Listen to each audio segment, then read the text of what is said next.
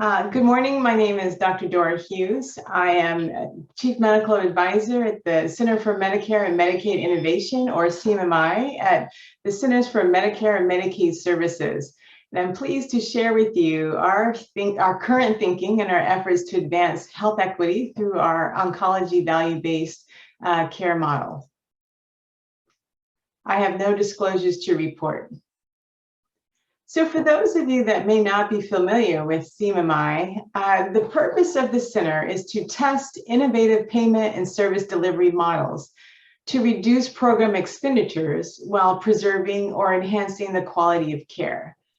Our alternative payment models, also sometimes called APMs, can apply to specific health conditions such as cancer, certain care episodes such as those individuals getting a joint replacement. They can focus on certain types of providers, like primary care providers. They can focus on certain communities, like our rural models. And they can also focus on certain innovation practices within Medicare Advantage or Medicare Part D. To date, our models have touched over 26 million beneficiaries across all 50 states. And we have nearly 1,967,000 plus providers participating across our models.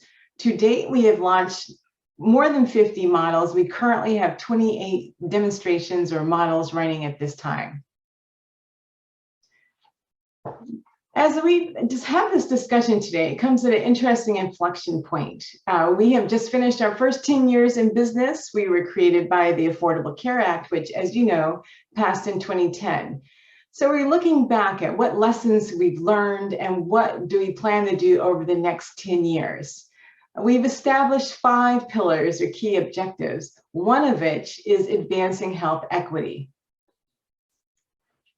In terms of advancing health equity, we plan to develop new models and modify existing models to address health equity and social determinants of health. We noted from the last 10 years that in many of our models, we don't have as diverse a base of beneficiaries as we would like. We also don't have the range of providers, those participating not just in Medicare, but also Medicaid and safety net providers. We want to increase the number of beneficiaries from underserved communities, and that will take a deliberate effort, including certainly by increasing the providers who serve these populations. We also learned from our first 10 years that although in some models they did evaluate the health equity impact, or they did have data available that allowed them to do so, that wasn't true for all models, and it wasn't always a priority. So moving forward, we plan to evaluate models specifically for their impact on health equity and share our data and lessons learned to inform future work. And then finally, in many of our models, the data that we do have, particularly for racial and ethnic populations, comes from our existing database roles. Model participants have not been asked to collect this data. But we now realize moving forward, it will be very important to expand the data that we have available so that we know how our models are working or not working. For patients from racial and ethnic populations, from rural and other areas, those with disabilities, those defined by sexual orientation or gender identity, we want to make sure that everyone is deriving maximal benefit from our models, from our efforts to transform our healthcare system. And we have opportunities to do that across the full life cycle of our models. I won't go over this in detail, but you see that we think about our models up front in the early ideation or conceptualization. We think about it in terms of recruitment and rulemaking. Key questions: who's participating in the models and how can we bring more into the fold? And the application process: who's screened in and who's screened out for eligibility? Certainly for evaluation, are we thinking about our evaluation design up front so we know how well we're doing? And scalability, of course, is the key one. After our demonstrations end, how can we scale up? So let's turn to cancer. As you may know, we launched our first oncology care model, a large demonstration, in 2016. This model is ongoing. It will finish in 2022. And why we focus on cancer, I don't have to tell you. 1.8 million are annually diagnosed with cancer, and we see many inequities in terms of cancer care and cancer outcomes. And so the objective of the oncology care model was to provide beneficiaries with improved care coordination that could improve quality of care received and decrease cost. All of our providers were asked to implement 6 practice redesign activities, including patient navigation, care plan development, 24/7 access, evidence-based guidelines, data, and certified EHR technology. The model includes financial incentives, both in terms of per beneficiary per month payments, as well as the potential for performance-based payments. There's a focus on quality, and multiple payers are engaged. We're pleased at the level of participation with over 120 participating oncology practices, which represents more than 6,000 practitioners and 5 participating payers.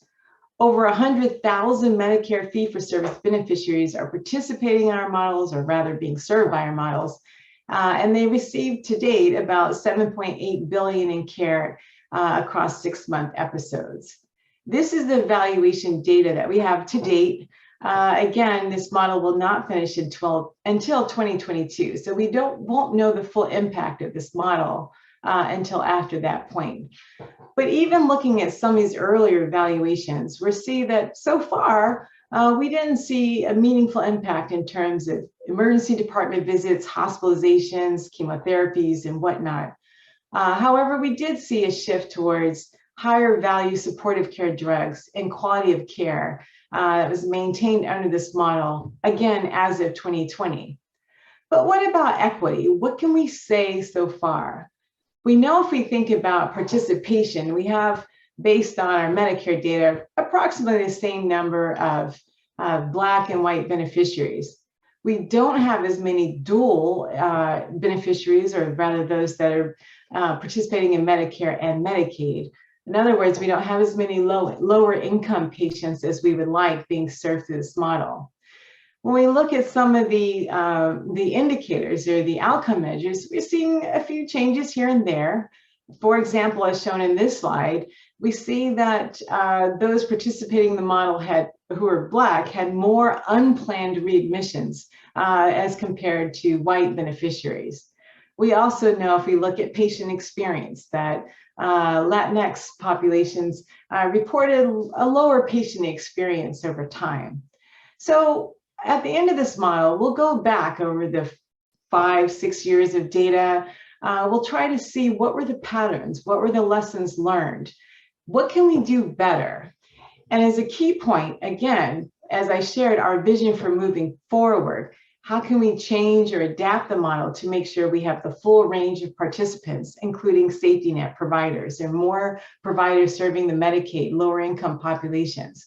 We want to make sure that we maintain a diverse beneficiary base being served by the models. We absolutely need to include in our evaluation design upfront a specific look at the outcomes in care for beneficiaries of color and other underserved populations.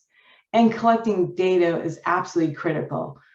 Is there a way that we can expand our requirements for data collection through these models? As you may know, we're already starting to think about what might be the 2.0 version of the oncology care model. We look forward to sharing more details about our thinking as we have them, and we are hoping that we'll be a full partnership from all of you, which at the end of the day will not only help us perform better, but ensure that we can scale up successful practices and models moving forward.